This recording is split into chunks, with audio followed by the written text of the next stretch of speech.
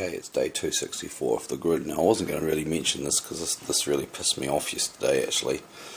While I was working on the new Realtime PWM Diversion controller, Biffy came out and told me that the internet had gone down and it wasn't coming back on, and subsequent investigation found that this here, by the way, is our wireless transceiver.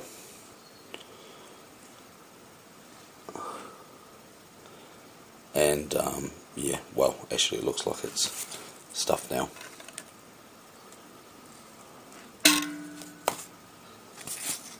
I just had it going there for a second, but now it looks like it's, yeah, it's stuffed out as soon as it's tried to connect. Yeah, I'll forget this, I'm not going to put this up.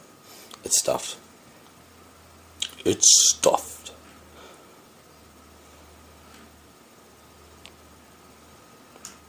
Definitely stuffed. Hey, I gave it a pretty good go, but it looks like it's stuffed. See, now it's totally shut down again. It's faulty. I bet you I can simulate those effects though.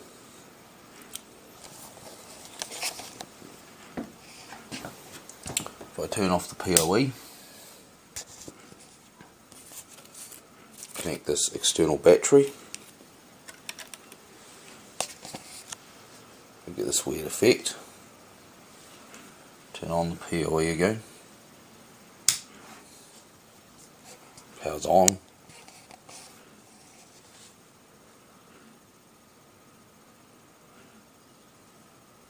No LAN.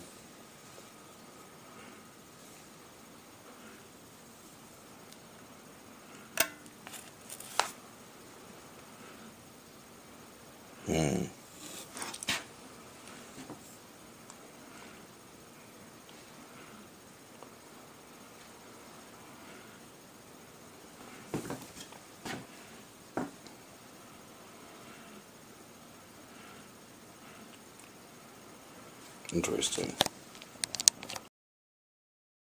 Right, very interesting. I've established a pattern here to make this actually power up and become accessible as a network device. I've got to apply power from this battery to the power connections on these little headers here, and I'll get the power light come on and the two network lights will just come on solid. Then I can power up the PoE and disconnect the battery and it'll actually come online. And as you can see, this here is the IP of the actual network adapter itself, the transceiver, wireless, whatever you want to call it, and there it is. But the question is, of course, is the RF stuff actually working in this, or is it just, oh, that's nice and warm, so something's going on. And obviously there's no signal inside, so I'm going to have to take it outside and pull the same stunt. See if I can do that. Well, you wouldn't fucking believe it, we've got the internet back. Unfucking real. Okay, I took it out here, I flashed it up with the battery like I did before, I powered it up, I was getting network connections, but no signal from the hill over there. But I just had this hunch that maybe the RF doesn't work properly unless it's inside its case, and I threw the case back on it and lo and behold, the signal came up and now it's working. Now who the fuck would have thought that? Who the fuck would have thought? Now of course the thing is that because it's working now, I'll put it back up here and I'm not going to take it off. I'm going to leave it here now. It's not going anywhere, but it means now I can never turn the power off, because if I do, I'll have to rip this off and flash it back up again. In fact, I'll leave that screw out so that I can just simply pull it out without, well, I have to pull it out to connect it anyway, so that's actually a relief, because I didn't want to have to pay out about $150 for a new one of these fuckers. Tell you that. Well, let's hope that it keeps going.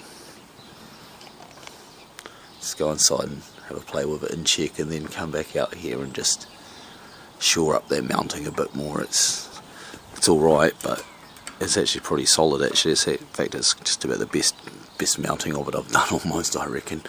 But yeah, I reckon I should shore it up.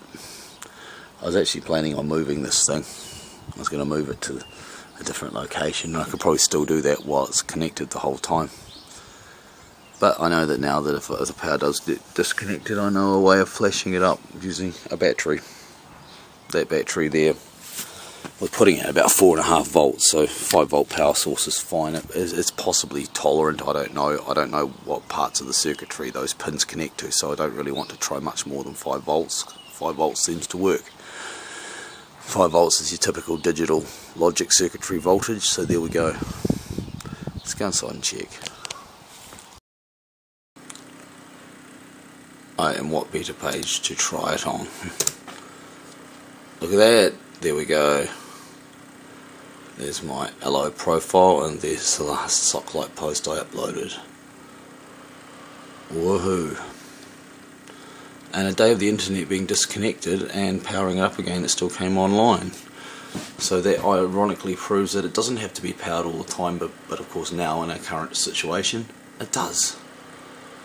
But I'd rather keep it powered up all the time than to have to shell out for a new transceiver.